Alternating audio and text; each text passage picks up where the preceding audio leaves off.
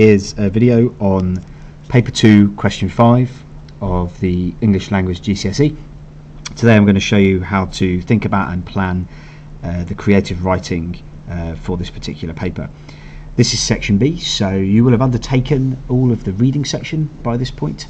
That's 4 questions. You're going to be sitting at exam hall about an hour in to your exam, maybe quite tired, but with only 1 question left, knowing that if you do a fantastic job on this, you're going to get rewarded.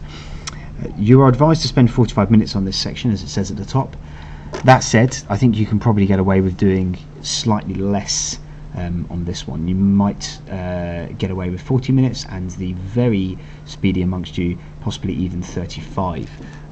However, it is worth 40 marks, as you can see there, so you must commit an adequate amount of time for it. That is half the marks for this paper, and indeed overall creative writing makes up half of your marks for your English language GCSE.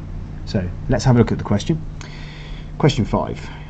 Snow seems like it is picturesque, exciting and fun, but in reality it causes accidents, inconvenience and economic disruption.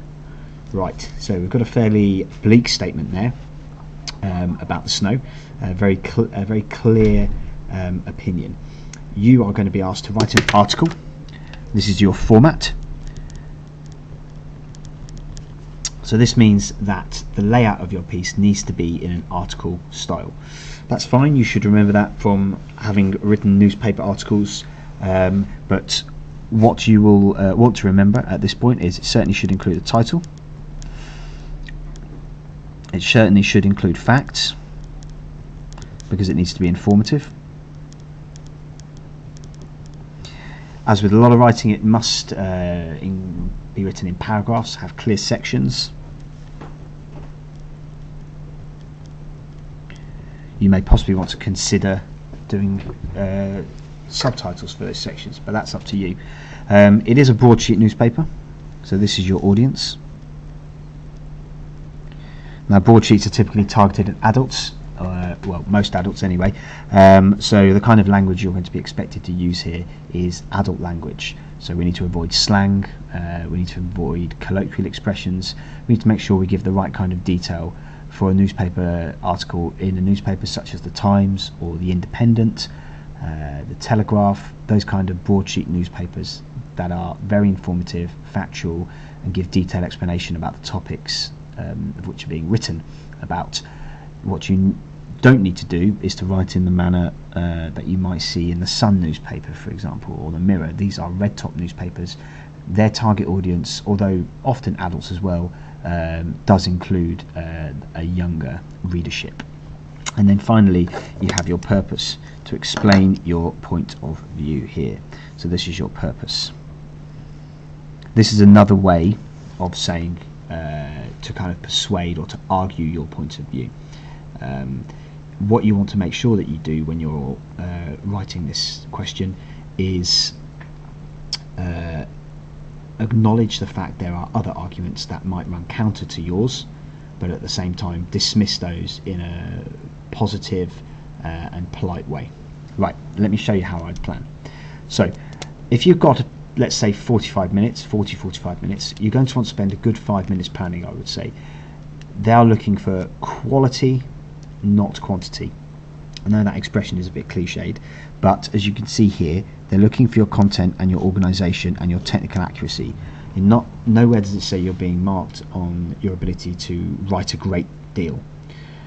That said, you do need to make sure that you have enough content to show that you have a broad range of ideas on this topic. So here's what I would do. This is quite a nice question because it gives 2 halves to it, and you need to decide first of all which half of this argument that you're on, which side of this debate are you on. Do you disagree because you think actually it is picturesque, exciting and fun and it's generally a good thing, the snow? Or do you agree with this statement and think that because of perhaps things like accidents, inconvenience and economic disruption, the snow is overall a negative? Here's what I would do. So I would start with what am I actually going to say? Well, I'm going to say that I mostly agree with this statement. I know that's a bit humbug of me, it's a little bit narky, but that is my view on it. I often find with these questions it's easier to do something that you actually agree with, and if you're lucky you might get a statement that you are really passionate about. Personally, I'm not particularly passionate about the snow, but I do find it to be quite irritating when it comes down. We don't get a lot in this country, mercifully, but when it does seem to cause a lot of disruption. Right, so I've got my mostly agree. I think you will need somewhere between 3 and 4 quality reasons to back up your point. Fortunately, this question actually provides you with some suggestions: accidents, inconvenience and economic disruption. Now you can't just go and repeat those without any elaboration, but they're not bad pointers as to the kind of ideas that you can include.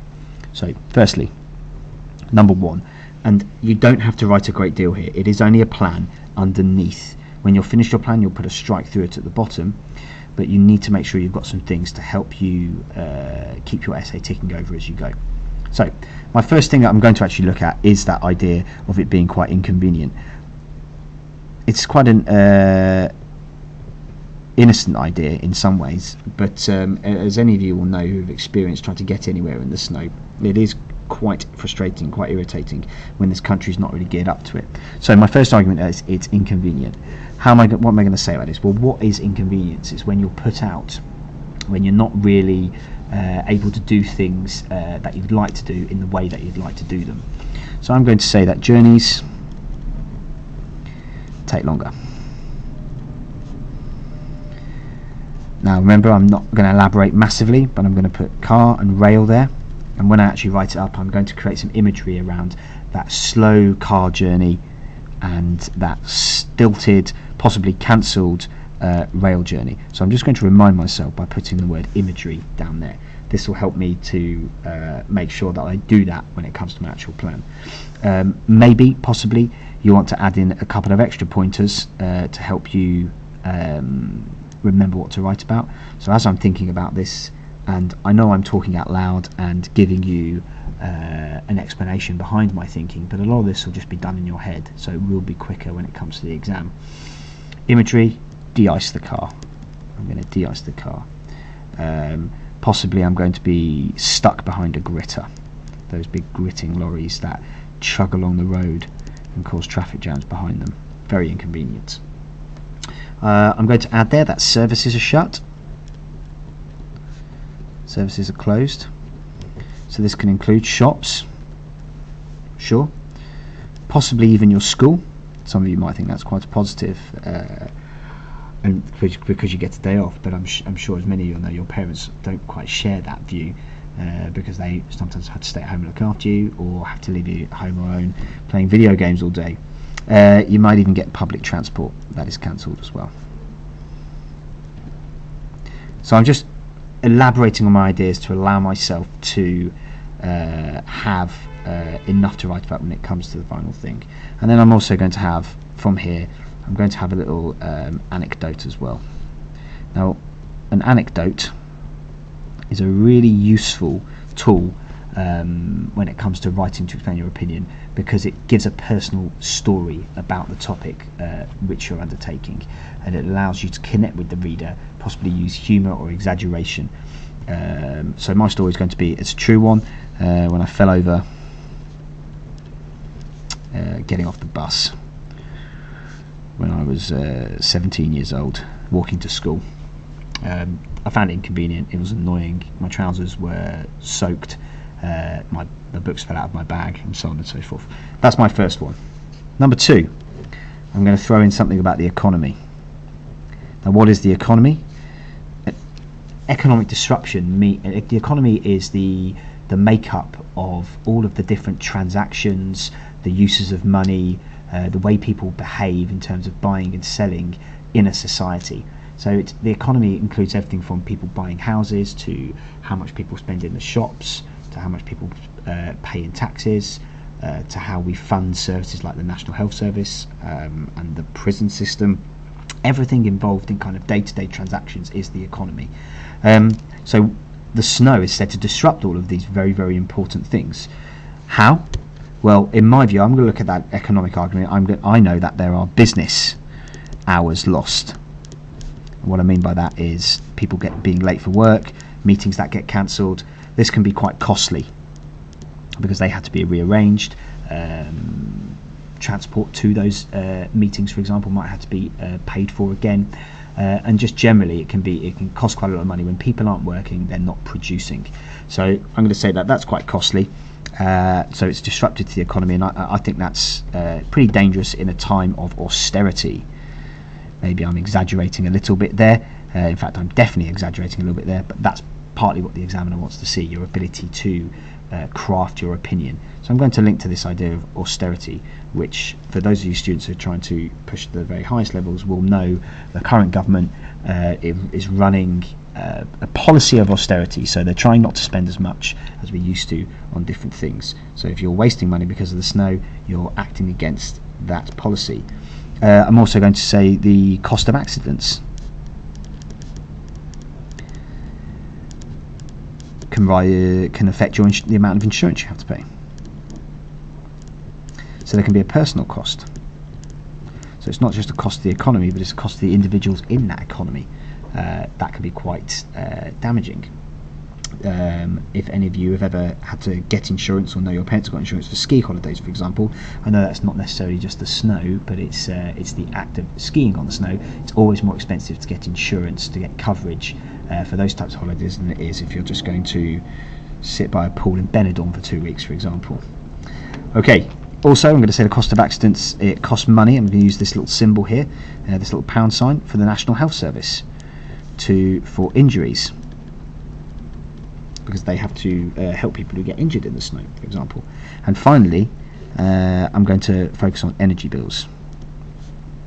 These are already very high. Soon you'll have to start paying for your own utilities, I'm sure, certainly when you go to university or just after, and you'll know that energy is quite expensive. This is your water, your electricity, and your gas, which provides your heating. When there's snow, you have to use heating. People stay indoors using electricity. Everything gets that bit more expensive. And then at this point, I'm going to bring in a counter argument, because it isn't all doom and gloom. And in fact, I'm going to write that. Not all doom and gloom. There can be an element of excitement, even family time, and it's unusual. It's not very. It's quite rare, snow. So actually, these problems that I'm saying, really, we're not Canada here in the United Kingdom, where they have to spend a lot of money dealing with the poor weather. Actually, here we don't have it too bad, so actually we shouldn't really complain that much about it. However, because I know that isn't actually my overall point of view, I'm just going to note here a counter argument. But is this worth the personal cost the personal costs, let's say, that I've talked about already? My view is that it isn't. I'd rather the snow wasn't there. I'd rather we invested more in combating it. It can be quite frustrating. Finally, moving on to the third point that I'm going to make today, I'm going to talk about accidents that we've got up there, but actually I'm going to frame this as it can be quite a serious issue. Now, I've talked about the economy, about money. It can be a little bit abstract, that here. I've talked about it being inconvenient, journeys taking longer, things being shut, but none of them are really, really serious issues. Nobody's going to be harmed in the long term about it. But actually, I want to finish my essay with a really powerful point, because that's what I'm going to leave the examiner with. I wanted to talk about the fact that actually there are accidents caused on the road and on the railways, and indeed it's not just accidents. We're also looking at snow making tough living conditions. Particularly when you think about the elderly and the young, they can suffer quite a great deal in the snow, and deaths can be associated with that. So I'm going to talk about that as quite a serious issue, and the idea that when there is snow, nowhere is safe. It's quite alarmist, I know, but I want to really hammer home that opinion at the end. So there's my plan. I'll just expand that out so you can have a look at the whole thing. You can see how much writing I've done. Now, I've been talking for quite a while, but actually I think that's very manageable in 5 minutes. You can see the kind of depth that I've got there. The only thing that I'd say is missing that you might want to add when you do it is you might want to add a bit more of these kind of things about the kind of imagery that you're going to use. You may even want to throw in a few pieces of vocabulary that when you're thinking about this come to your head. So the word like austerity here, yeah, personal costs, rare. These words come to your mind when you are thinking about the topic, and you want to make sure you note those down. Even if you haven't got anything to say around it at that point in time, your brain works in such a way that it will return to that thought as you're writing. Something may well trigger it. You want to make sure that you're ready and prepared for that. So once you've done that, you will move on and you will start with your opening. My recommendation is you have something really gripping for your opening. As I'm looking at this, I wouldn't start with it being inconvenient. I might start with the fact that something along the lines of I don't want to be seen as being grumpy, unexciting or a bore, but I value my personal safety, I value the economy, and I like things to work just the way I want it, and therefore I find snow to be inconvenient and disruptive. So something quite powerful like that. Or alternatively, you could use an anecdote. You could talk about a time or where you've had an issue in the snow, like I referred to my bus example, and that could be your starting point. Imagine the scene and then describe the discomfort you have and then move into the inconvenience. Alternatively, you could have a hypothetical situation. You might not have been in this situation, hence it being hypothetical, but snow could cause, let's say, a situation where there is an ambulance or someone needing to get somewhere very quickly and they're unable to because of the snow, because of an accident in front of them. So you can create that scene. Whatever you choose, you've got to make sure that it has a great impact, because the first thing that the examiner is going to read. I hope that helps. Have a go yourself. You've got a few in your Snap revision guides and your teachers will be able to provide you with more. I'll be back with one more video on how to plan for paper 1 question 5.